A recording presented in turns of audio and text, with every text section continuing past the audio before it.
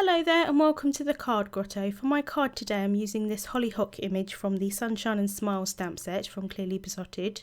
It's just a beautiful set. I really like both the sunflower and the hollyhock image here, and this set was just released about a week ago. Really pretty. So I'm going to stamp this down onto some watercolour cardstock from Tim Holtz, and I'm just prepping the area here with my EK Success powder tool. And then I'm inking up the stamp with some Versamark ink because I'm going to do some heat embossing. I am using the smooth side of the watercolour cardstock, but I'm going to press down quite well here just to make sure that I get a really good impression.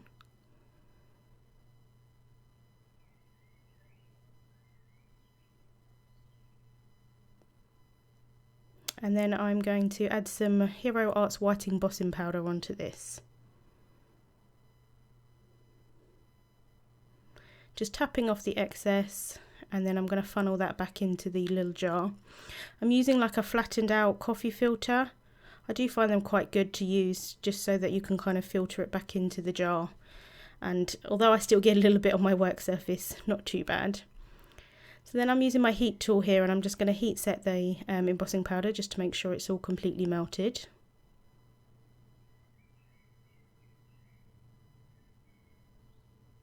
And then I'm going to start colouring with some of these Zig Clean Colour Real brush pens. So as you can see, I've got a pot of water to the side, and then I've got some paint brushes as well. And I'm applying the Real Colour brush pens onto the cardstock itself, and then I'm going to blend it with some water.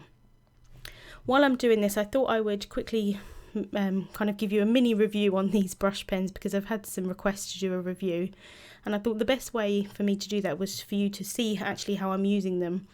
I tend to kind of add the colour onto it and then kind of blend away with some water, and to get a nice kind of blend of it, I tend to pick up some of the water, blend it, and then pick up some more water and then blend again, and I just find that quite helpful.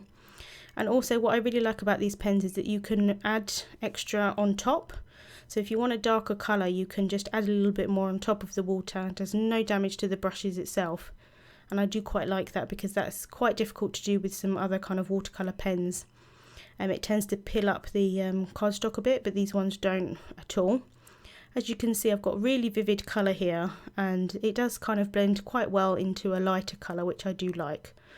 I thought maybe I might do two different colours on these petals here, but I decided just to do the one, and as you can see I've got quite a good variance of colour, and I do like that about these pens.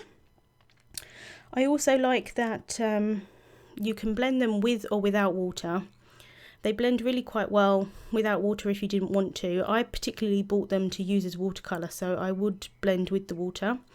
I do find that you want to work in sections, so if you let it dry for too long, it does tend to make the colour harder to blend with the water if you leave it for too long. So I do tend to try and work in sections and kind of blend it as quickly as possible, although you don't have to rush, but you know, I wouldn't kind of colour the whole image with them and then go in with the water afterwards.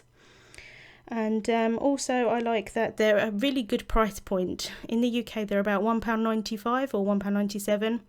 I do like that. That's a reasonable price. I personally have bought just separate ones.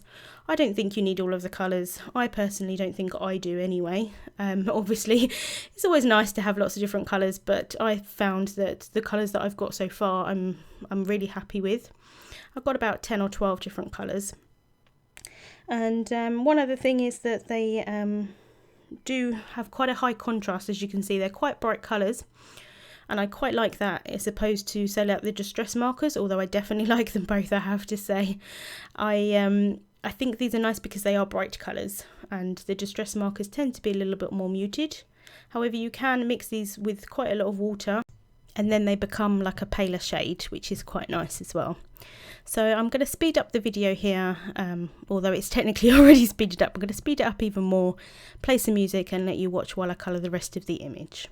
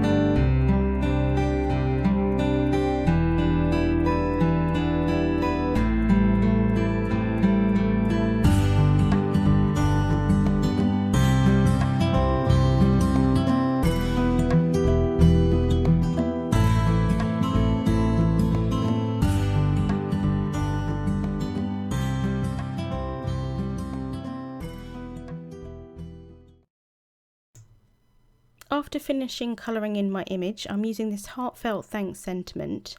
This is from the Many Mini Messages set from Clearly Besotted also, and I stamped that with some Memento Tuxedo black ink. I'm really sorry that I didn't catch it on screen. But now I've got a card base here. This is an A2 card base made from some Paper Tray Ink Raspberry Fizz cardstock. And then I'm going to place the panel on top, and I'm using quite a bit of ATG adhesive here just because the cardstock has warped slightly, not too bad, but it has warped a little bit. So I'm just placing that onto my card base here, just lining it up, and then I'm going to push down really well just to make sure that it's flat.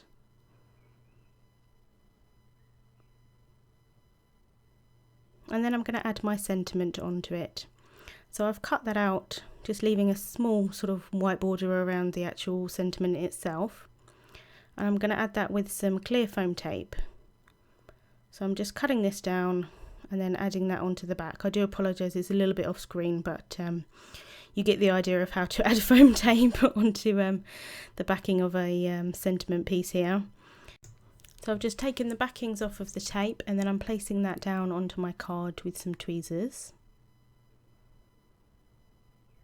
And then I've taken some sequins. These are iridescent sequins from the Sequin Shaker Mix that Clearly Besotted sells. And I'm going to add those with some multimedia matte adhesive. So again, I'm just using my tweezers. These are different tweezers. I've got so many different pairs of tweezers. Adding a little bit of the adhesive on the back. And then I'm just popping those down as well around the sentiment. I tend to do this quite a lot. It just highlights the sentiment and just gives a little bit of sparkle and shine. So just popping the last one there underneath the sentiment strip.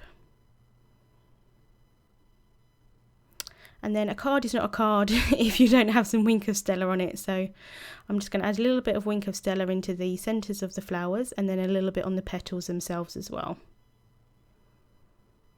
And this is the clear one. I do like the clear one. It just gives a nice little shimmer.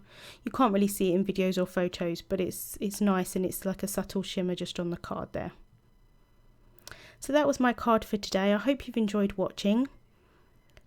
I will have links to all of the items that I've used down in the description bar on YouTube and also on my blog. And this is just some photos here to see what the final card looked like.